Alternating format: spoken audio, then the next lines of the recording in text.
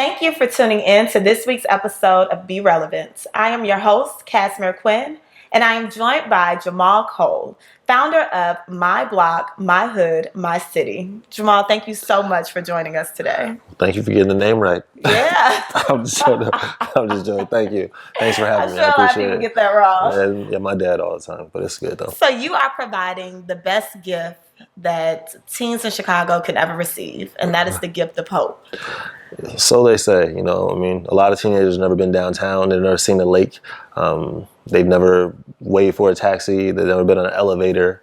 So we take teenagers from under-resourced communities on citywide field trips and expose them to more Chicago than their block or their neighborhood. So you call those exploration trips? Yeah, explorations. I don't like sticking to field trips because everybody's like, what are you doing beyond the field trip? So I was like, I'm going to call them explorations. But more so than explorations, they're meaningful. Like, I'm not going to take a kid to a Bears game, but I might take them to the behind the scenes and show them how the Bears do marketing, how they do management. I want to make meaningful experiences or explorations for teenagers. That's amazing. Yeah. Okay, and I'm sure kids are benefiting from this across the Chicagoland area. So how are you recruiting teens to be a part of this program? Okay, so initially it started off by giving T-shirts and hoodies to barbers and beauticians and saying, hey, can you recruit disconnected youth from the community? But, I have a Jeep, 4-door. So 2 kids turned into 4 kids. And when it was 6 kids, it was kids in the trunk and it was getting way too illegal. So I had to figure out, I hope I'm answering the question. So this is how I did it. You are. That's how I recruited them, right? Yeah. When it started to get like 10 kids, I started calling nonprofits and saying, hey, I got this program. It's called My Block, My Hood, My City. And I want to take your teenagers on an educational exploration. And they're like, okay, cool. And then once I developed the research strategy and I wanted to see if the power of travel was very transformative. Like, can it boost your educational attainment in school? Can it boost your attendance in school? Will it increase your graduation rates? Once I could prove that, then I can call schools in Chicago. It's so much bureaucracy that you have to have like a vendor's license. It's so many loops you got to jump through. So I jumped through all those loops, and now I work with 5 level 3 schools in Chicago. That's fantastic. Yeah. So the teenagers are able to take field trips downtown. They get to, like you said, not just go to Bears game or field trip activities like go to games and things like that, but they are able to kind of shadow professionals and learn more about fields that they could potentially major in. Yeah, exactly. You ask a kid what they want to be, they say, I want to be a rapper or a basketball player. But if I can take them to Gatorade and they do a presentation about consumer engagement, they didn't know that job existed prior to the exploration. But not only like the jobs, it's actually different, exposing them to different cultures. So, I can't afford to take a kid to China, but I can take them to Chinatown, True. I can't afford to take them to Poland, but we can go to Jefferson Park. I can't afford to take them to India, but we can go to Devine Avenue, right? Nice. So I just believe you can travel the world without leaving Chicago, and I take them on these cultural explorations once a month. Fantastic. So how did you get started? What made you decide to start this organization? Yeah, so I was a volunteer at Cook County Jail. In jail, all the kids, all they talked about was, my block is 21st Street, my hood is low end. I was like, man, you said that like you own something on the block. I was like, you don't even own nothing. I was like, why don't you say your city? The museums are free Tuesday night. It's like, why would I go to the lake when I can open the fire hydrant on my block? I'm like, man, you're missing the whole point. Yeah, really? So I wanted to, after 4 years of volunteering there, I want to start a program called Changing Your Perspective. Okay. And, in the middle of that, I won a competition by Toyota, and they flew me out to LA, and I got to compete with a lot of entrepreneurs. I got to learn from some of the best entrepreneurs in the country. And on that month that I was in Santa Monica, I kind of developed my brand. I was like, okay, I'm not going to call my brand Changing Your Perspectives. They're like, what are you going to call it? I was like, I don't know. Well, let me tell you, I'm a volunteer at the jail, and the kids, all they talk about is my block, my hood. And it just dawned on me, like, my block, my hood, my city. Nice. I came back to the city, and this had to be like 3 years ago. So. Wow. So really, you're still very fresh. Still early years. Yeah, I keep telling people I'm the poorest, most visible person in the world, probably. I really believe that. Okay. Yeah. So tell me, as far as the kids, it's a lot of stigma in Chicago right now with the crime. A lot of people feel that kids in Chicago just don't want to get involved. They don't want anything more than to be a part of the streets. Yeah. What do you think? You see these kids every other day, I'm sure. So what are their dreams and inspirations or aspirations in life? Well, yeah, I think they want to be known. You know, I think unfortunately there's a big light on Chicago, and some people would rather be gangsters than being the president of the United States. I mean, that's like the quintessential Goodfellas line. You know, I love Italian movies, but anyway, so the crime in Chicago, everybody's always asking about crime, but there's like root causes of it, right? There's like divested communities of color. There's under-resourced schools. A lot of these kids' schools have like, seats for 3,500, but there's only like 200 people in the whole school. A lot of the teachers are dealing with social and emotional issues for the first 20 minutes. They can't even get into the curriculum. The teenagers that I see, when you don't have anybody that's going to show you better, it's hard to do better. So I think if I can give them that exposure, they're smart enough to say, wow, like there's manicured lawns over here. This place doesn't look like my community. What assets are here and how can I get them back to my community? So I think kids, I think they want to do better, but sometimes they just need to be pulled up and we need to be mentors or allies so we can show them how easy it is to build a computer from scratch. Like people will be thinking things are super hard. It's like once I show you, you can do better than me. So do you think there is a lack of opportunity in the city of Chicago for youth? Yeah, I think Chicago is one of the most, unfortunately, it's the most segregated city in the U.S. The distinction between the black, white, and Hispanic neighborhood is super visible, and that's created these like diverging or separate community areas. I think that racial division is important. Not only because it signifies a lack of like cultural integration, but I think segregation has created this like social economic isolation and like exclusion in which minorities, specifically African Americans, have higher vulnerability to things like poverty and crime. So those racial lines in our city, they like parallel these disparities and those socioeconomic indicators. And once you look at the numbers further, it shows that Am I geeking out too much? No, not at all. Okay, all right. So when you look at the numbers further, it shows that there's disparities in educational attainment, including like achievement gaps along racial lines, high school graduation, and college enrollment. So what I believe is that regardless of what ethnicity you are, what gender you are, teenagers that take educational field trips or educational explorations will be more likely to go to college. They'll be more likely to feel connected to Chicago. So that's kind of like my and that mission. Makes sense. I mean, it's teaching you the discipline that you'll definitely need during your workforce years. Is preparing you. Oh yeah. So tell me, as far as the discipline of your program, do you have a lot of kids that maybe miss the exploration days, or maybe they sign up and then they fall off? Yeah. That's actually the best question I've probably ever been asked.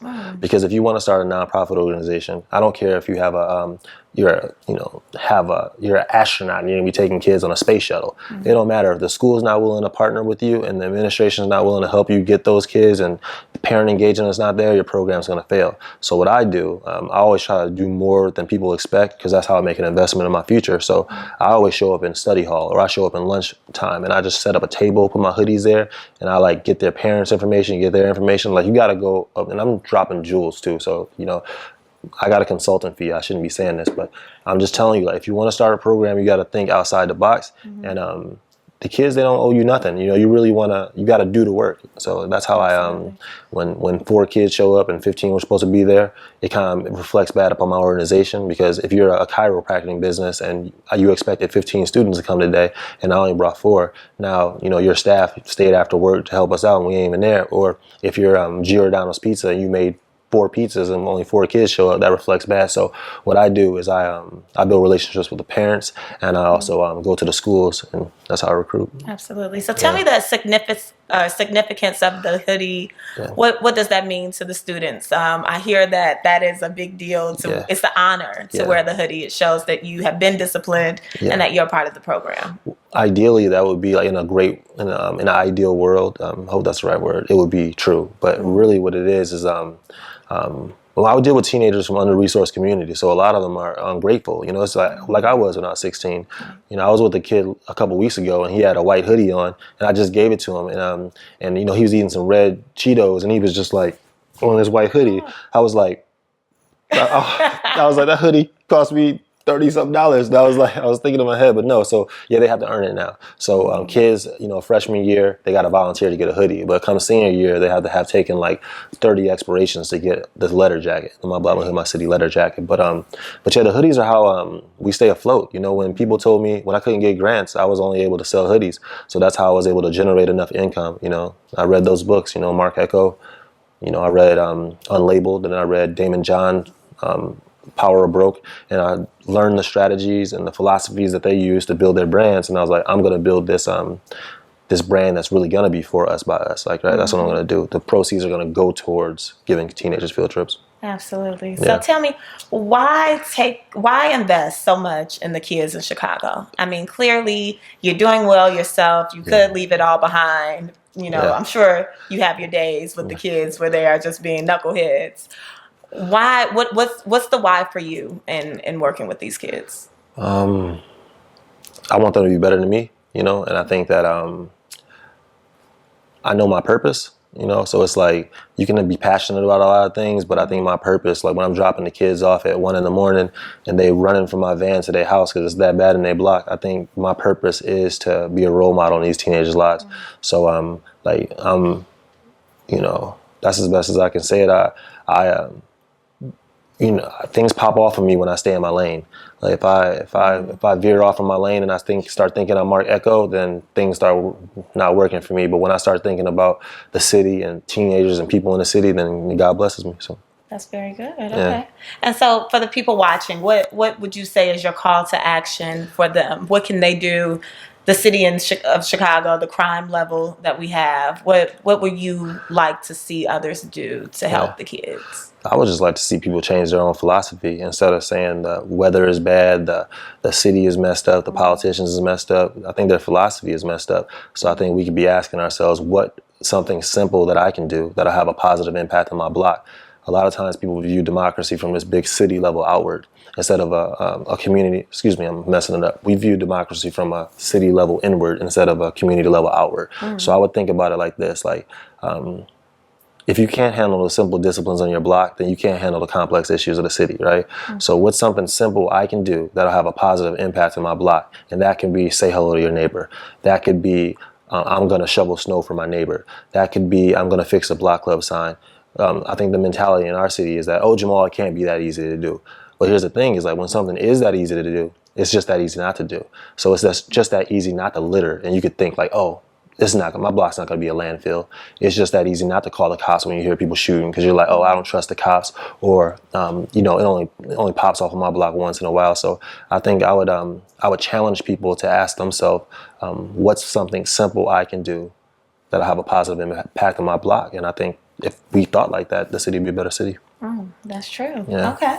So we have a lot of entrepreneurs that are watching the show right now. They're interested in knowing, well, exactly how do you get started? What can I do? I have this vision. Yeah. Scale to 1 from 1 to 10. Yeah. How hard was it for you to get the support? What do you mean by support? Like the money? Like, or are you talking about the from getting the schools to be involved and get the kids, the barbershops that allow you to give out your gear? If you do what you love to do and you're passionate about it, you'll organically build the relationships that are going to help you be successful. If you're not, because the words, the data, the metrics, that's cool, but the passion is what grabs people. Like you can use all the big words, but are you resonating with people? If you're not doing what you're passionate about, you're not going to resonate. So I would say find what you're passionate about and do that. And I'm passionate about this. So it was when I show up to like, who's going to show up in a hood in North Lawndale knocking on a nonprofit's door and say they're like, dude, you keep coming back. You know what I mean? Like, yes, I want to help out.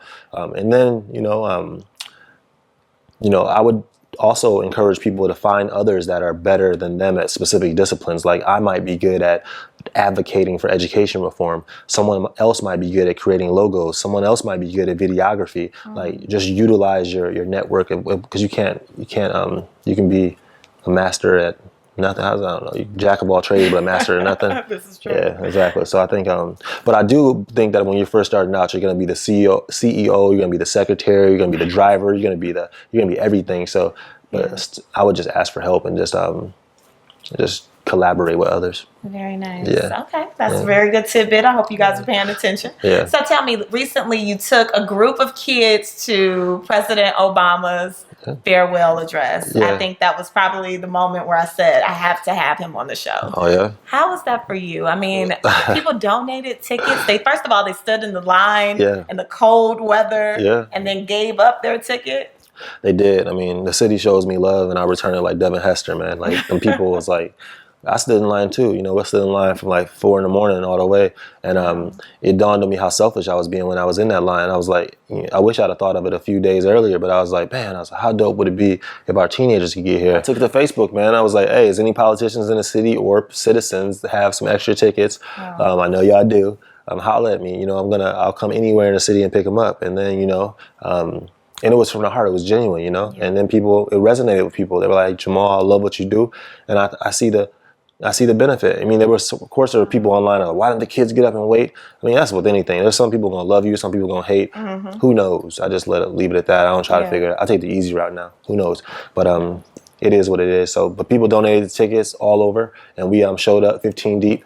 I mean, Obama was just seeing Obama waving his arms and stuff like that was probably like one of the best moments of my life, man. Like just like that little flicker in the sky as Obama. I was like, wow, that's amazing. So that is amazing. Yeah. And honestly, the answer to that for me would be at 16 or 14, are you really thinking about going to see the president? No, that's not fun to you. But by them donating their ticket, I'm sure it changed the kid's life in some way, shape, or form. Yeah, it was, just seeing a person that was a community activist from Chicago give his last presentation in Chicago. I thought that was, and plus he left a blueprint behind how they could do it themselves. I mean, this dude, he organized in the 70s. Well, he studied Saul Alinsky and Leon Finney, and they organized in Chicago when there was no social media. And then he applied the knowledge he learned from them to actually running my whole master's degree was about his social media campaign for presidency. Wow. So it's like he applied his knowledge. They can do the same thing, and he did it in All Gale Gardens. I mean, I just thought that was amazing. Yeah, it is. Yeah. It is. So,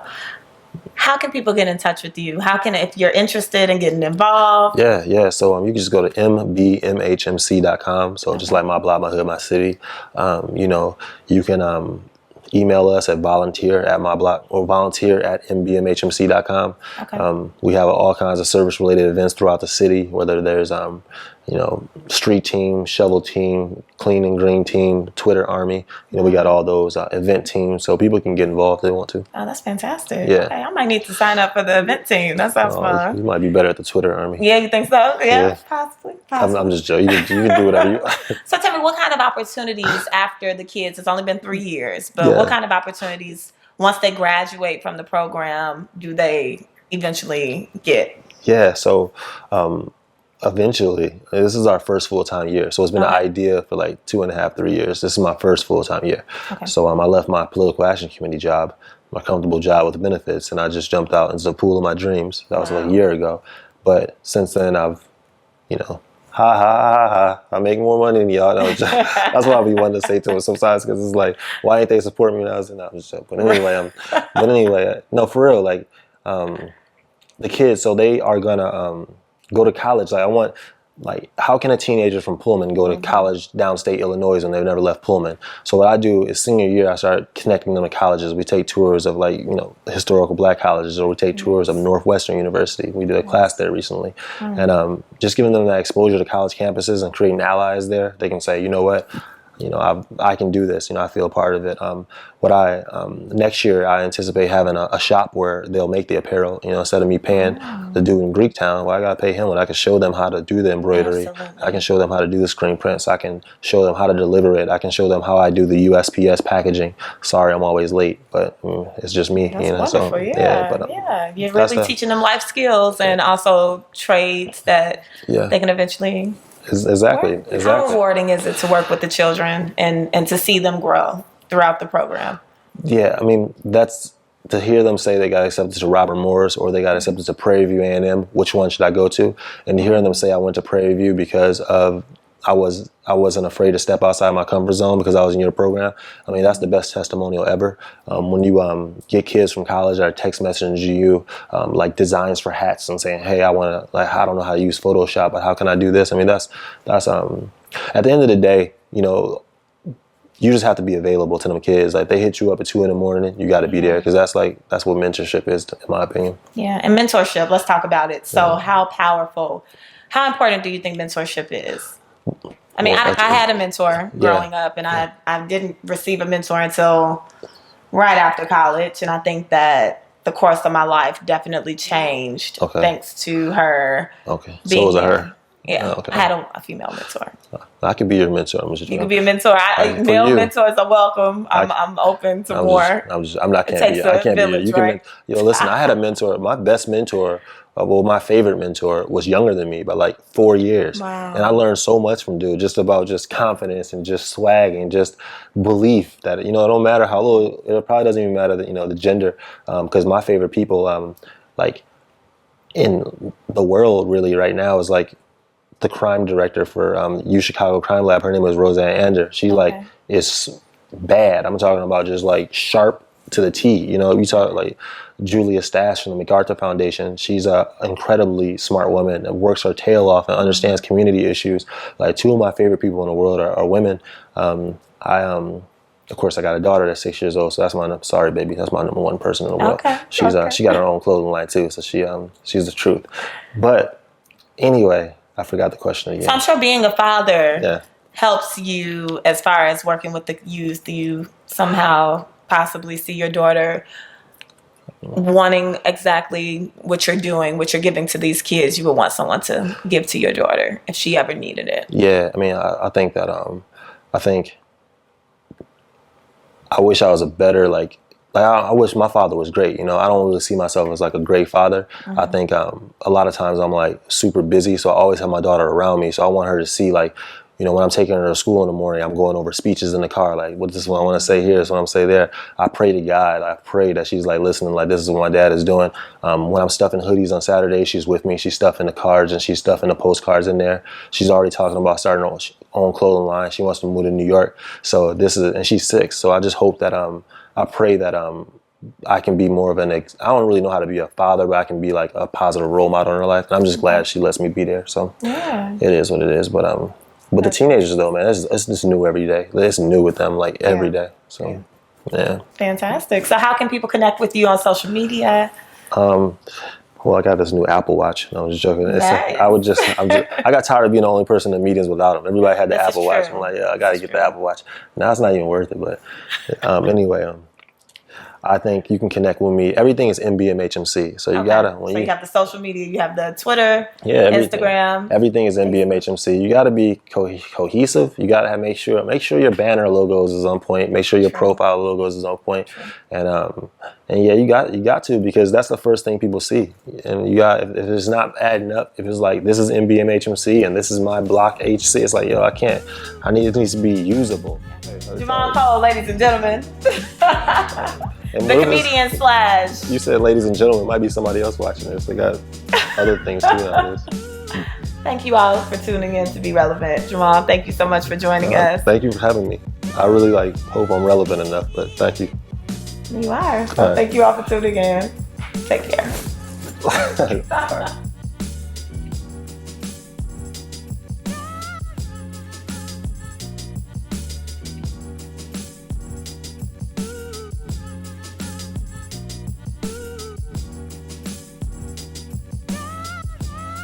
Since I have 15,000 followers, whatever, on Facebook, 15,221 probably.